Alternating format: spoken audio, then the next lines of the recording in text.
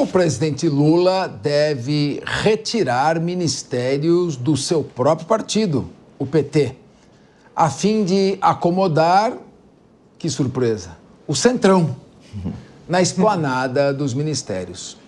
Os beneficiados devem ser PSD, PP, MDB, olha só, Podemos e União Brasil. O Planalto avalia que o PT é a única gordura que sobrou para ser cortada no governo. O partido comanda 13 dos 38 ministérios do governo. Pelo visto, vai perder um montão. Nesta terça-feira, o ministro da Secretaria-Geral, Márcio Macedo, chegou a falar sobre a possibilidade de deixar o governo numa reforma ministerial. O ministro afirma que o cargo dele, e então já rodou, o cargo dele pertence ao presidente e que a mudança faz parte da prerrogativa presidencial. Bom, meu querido Diogo da Luz, o problema é o seguinte, nós estamos vivendo um governo de uma democracia de coalizão.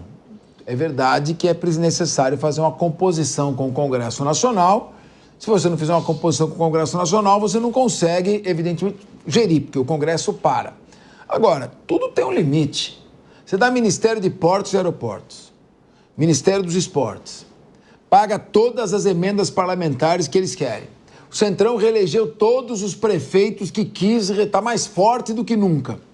Aliás, o monstro cresceu, agora que ele vai exigir mais, e agora está tomando todos os ministérios. Eu vejo, por exemplo, o Márcio França, que foi um aliado do presidente de primeira hora durante a campanha, que costurou a vinda do Geraldo Alckmin como vice-presidente e, com isso, esquerdatizou o PT para as eleições, atraiu um público que estava ali meio indeciso, está encostado numa salinha. Como é que fica, em primeiro lugar, o recado quanto à lealdade, porque é melhor ser oposição do que apoiar um governo.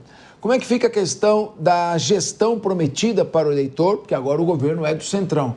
E como é que fica o comportamento reprovável do Centrão, que em vez de pensar no país, só pensa nas bases eleitorais dos seus deputados e não deixa o governo administrar.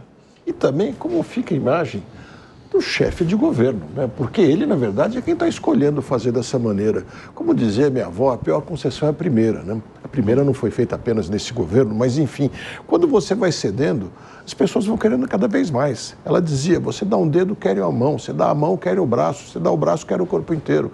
E é mais ou menos isso que vai acontecendo, mais ou menos não, é exatamente isso que vai acontecendo em Brasília. Mas o governo já devia ter se dado conta disso e devia ter sido mais firme. Podia ter dito, não que eu aprovasse, mas nós vamos fazer concessões apenas aqui ou apenas ali. Nós vamos aceitar as emendas eleitorais, por exemplo, mas não vamos aceitar divisões no Ministério e outras medidas, porque, dizendo, a execução dos trabalhos tem que ser muito clara, mas acabou cedendo em tudo. E esses ministérios, parece que são 39 hoje em dia, ninguém mais tem certeza de quantos são, todos eles estão relativamente enfraquecidos. Tempos atrás, os ministérios tinham muito dinheiro, muito investimento para fazer, muitas despesas, muitas obras. Agora, nós temos 11 mil obras paradas no país, alguns dizem que são 14 mil, ninguém tem certeza de quantas estatais nós temos, algo perto de 600, e no final, todas com pouquíssimo dinheiro na mão. Mas os governantes, os parlamentares, melhor dizendo, sempre querem mais. Agora, eu queria também, Capês, que o União Brasil explicasse para nós, de uma vez por todas, de que lado ele vai ficar. Não é só a União Brasil, mas ele fica mais caracterizado, porque está falando em fazer por fusão com mais o PP e o Patriotas, e é o único partido que já tem um pré-candidato presidencial na rua, que é Ronaldo Caiado. Então, afinal, União Brasil é oposição, é situação, ou, no fundo, ele é as duas coisas, tem o União Brasil A e o União Brasil B? Como fica isso? Né, Dulce? Parece que uma coisa é a gestão, outra coisa é a eleição. Como é que você acha que vai ficar essa questão? O Centrão, nós estamos vivendo já um momento de incerteza econômica. E o que se critica é uma falta de rumo, de direcionamento na condução da economia. E o controle de despesas, que é fundamental para controlar o déficit público.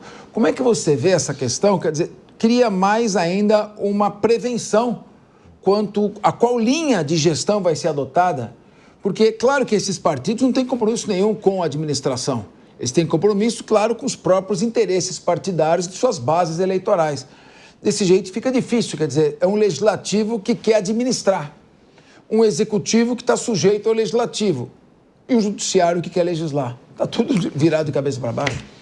Me parece as declarações do Bolsonaro, né, quando ele foi eleito, durante a pandemia, ele falava: quem manda nesse país é o legislativo, eu não mando nada na cadeira da presidência da República. E é o que acontece em grande parte. Quem tem muito poder, sem dúvida nenhuma, são os membros do Congresso Nacional que conseguiram se mobilizar com esse chamado centrão e, como são maioria, dominam tudo. Dominam o poder executivo, principalmente por causa das histórias da aprovação de todos esses pacotes que o governo está precisando. Conseguem articular para aprovar as emendas parlamentares e agora estão conseguindo colocar o governo federal na parede para conquistar vagas no próprio executivo, nos ministérios. E o governo tem que ceder por causa de governabilidade. Claro que o Diogo falou bem. Você precisa ser duro uma hora ou outra para colocar limites. O Bolsonaro fez isso e perdeu a governabilidade muitas vezes. O Lula vai ter que fazer a mesma coisa. Uma hora ou outra ele vai ter que definir se ele vai querer abraçar quem realmente está ao seu lado e quem vai ser os seus gestores ali no executivo, ou se ele vai ter que ceder para as influências do centrão, que não só mandará na Câmara Federal, mas começará a mandar também no governo federal, porque estarão à frente de ministérios. Essa anomalia dessa união de vários partidos que conseguiram quase todo o poder absoluto no governo, né, no Congresso em si, precisa ser de alguma forma controlada. Isso depende de oposição. Não é à toa que a gente polarizou a política no poder executivo, mas no legislativo nós não temos essa polarização, com o centrão dominando tudo. Muitos avisaram e alertaram dessa possibilidade. A gente está sentindo na pele e eu tenho dificuldade de enxergar, Cabeça, respondendo sua pergunta, como isso fica daqui para frente. No fim, eles terão mais poder com o passar do tempo. Mas, ô Kriegner, nós estamos falando em 38 ministérios. Uhum. Cada ministério tem a sua estrutura própria. Dizer que aumenta ministério, não aumenta despesa, também é mais uma narrativa. E esses ministérios agora ocupados por partidos políticos, então não são tão essenciais assim, são ministérios para composição política. Como é que fica essa questão quanto à perspectiva de controle do déficit fiscal? Uhum. Quer dizer, tudo isso, toda essa bagunça jurídica, imprevisibilidade, esse confronto político com falta de entendimentos, cada um por si, cria um clima de absoluta perplexidade para o investidor. E essa estagnação vai acabar prejudicando quem mais precisa, né? A conta chega, né? A conta chega. A tentativa de ganhar apoio nas eleições e manter uma suposta estabilidade aí governamental, né, para tomar as decisões, essa conta chega, Cabeça. E está chegando agora. Quando a gente vê, por exemplo, o ministro Carlos Lupe, que disse: olha, se cortar do meu orçamento, eu pulo fora. E não tem nenhum tipo de represália, também não tem nenhum tipo de, repreensão até a sua fala por parte do próprio presidente Lula ou da sua equipe mais próxima, ou publicamente até, já que essa fala foi dada à imprensa, a gente vê que realmente o poder está nas mãos de outros, não do presidente da República. E os ministérios se transformam nesses cabides de apoio político aí na tentativa. Então você vai mudando as lideranças que ocupam determinadas pastas para que justamente você ganhe um pouco mais de trânsito aí para suas propostas dentro do Congresso e um pouco mais de apoio. Essa é a tentativa, e essa é a forma como a música tem tocado aí em Brasília nos últimos 2 anos. É lamentável, como o Durso colocou aqui, a gente não tem muita perspectiva de mudança. Por isso que nós temos que cobrar cada vez mais por ministérios mais enxutos. A gente teve uma mudança aí de 23 para 38 ministérios, né? Você tem pastas cada vez mais específicas, mais efetivas. A cobrança para eficiência dessas pastas e eficiência do governo federal parece que ficou em segundo plano nas últimas eleições. Não só essa de 2022, mas também 2018. Quando a gente esquece esse discurso da eficiência, esquece o discurso, a pauta realmente da redução de gastos, de uma gestão mais enxuta e muito mais assertiva, é isso que a gente recebe. Pessoas, líderes políticos que vão entrar ali e que vão usar de todos os recursos, inclusive daqueles que a gente não tem enquanto país, nas nossas economias, para justamente perpetuar aí aí tentar fazer algum tipo de posicionamento mais efetivo ao longo dos anos. Mas não vai dar certo. E quem vai pagar a conta no fim do dia é o povo brasileiro mais uma vez. Ô Zagarino, o ex-ministro Marcílio Dias dizia o seguinte: o Centrão não está à venda. Ele não se compra o Centrão, você aluga o Centrão. Porque uma hora ele está com um governo, outra hora está com o governo, ele não tem ideologia. É um grupo pragmático de deputados sequiosos por abocanhar parcela do poder. Como fica a questão econômica do país, a necessidade de condução da economia, corte de gastos, austeridade, com o Centrão também, que não tem uma música, ela só quer gastar, gastar, gastar. E aí? Infelizmente tem. Essa questão do Centrão, gente, ele não é que ele é centro nessa ideia de que ele não é nem direita nem esquerda. Ele é centro porque para ele tanto faz, ele é fisiológico. O que importa para ele é o que fará com que ele permaneça e se perpetue no poder.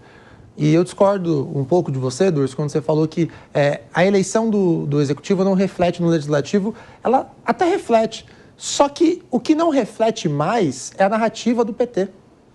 Por que eu digo isso? Quando o presidente Lula foi eleito, ele conseguiu fazer uma bancada grande, obviamente, do PT de deputados e de seus aliados. Porém, não de aliados da esquerda. Ele teve que se utilizar de todo esse chamado centrão para conseguir fazer a sua bancada. E isso fez com que o país hoje vivesse no que o Capês chamou de governo de coalizão, que deixa de ser um governo e passa a ser um parlamento. Então, imagine o cenário. Se ao invés de Lula ter ganhado por menos de 1%, lá de 1%, tivesse ganhado Bolsonaro, o Congresso hoje teria deputados e senadores em grande maioria ao lado do presidente, o que facilitaria a questão da governança. Isso por quê? Não teriam tantos pedidos, não teria tanta faca no pescoço do presidente. É óbvio que partidos de centro, que partidos até mesmo de oposição, eles muitas vezes tentam articular e negociar espaços, negociar facilidades dentro do governo para a utilização dessas emendas que, de novo, não deveriam existir, mas existem. Então, eles acabam se aproveitando nesse sentido e muitas vezes dialogam e conversam, sim. E tem que conversar, faz parte da democracia, isso, depois que acaba a eleição. Mas o cenário é que, em 2026, a gente tem que pensar que o presidente da República, ele tem que ter, sim, uma grande base que esteja aliada com os princípios e valores relacionados a ele. O presidente Bolsonaro foi uma perca para o Brasil não ter ganhado com esse Congresso, diferente do que aconteceu nos Estados Unidos, que Donald Trump foi eleito e ele junto conseguiu carregar a grande maioria na Câmara e a maioria no Senado. E ainda, por coincidência, ele vai conseguir indicar os nomes da Suprema Corte. Isso quer dizer que nos próximos 15, 20 anos, os Estados Unidos vai ter um respiro, porque vai deixar de sair de ter governantes de esquerda e vai começar a ter governantes que têm um olhar, óbvio, mais sério, ligado à austeridade fiscal, que tenham princípios e valores ligados ali à direita, que sejam mais até conservadores. E isso é um grande problema. Em relação aos ministérios, eu acredito que, na verdade, isso é apenas uma articulação momentânea, porque o jogo é jogado lambaria pescado. Os caras estão com a faca no pescoço do presidente. Agora também eu vou sair um pouco em defesa dele. Isso por quê? Imagina, todos os deputados, me dá dinheiro, senão eu não voto o que você quer. Me dá dinheiro, senão eu não voto. Me dá dinheiro que eu digo emenda, tá, gente? Me dá emenda aí, senão libera as emendas, senão eu não voto o que o governo quer. Ele sinalizou de uma outra forma, ele vai cortar um pouco na carne, vai virar o ano. Em 2025, ele vai fazer o reajuste novamente para realocar aí o grupo político. Mas olha como é interessante. O PT está completamente enfraquecido no cenário nacional.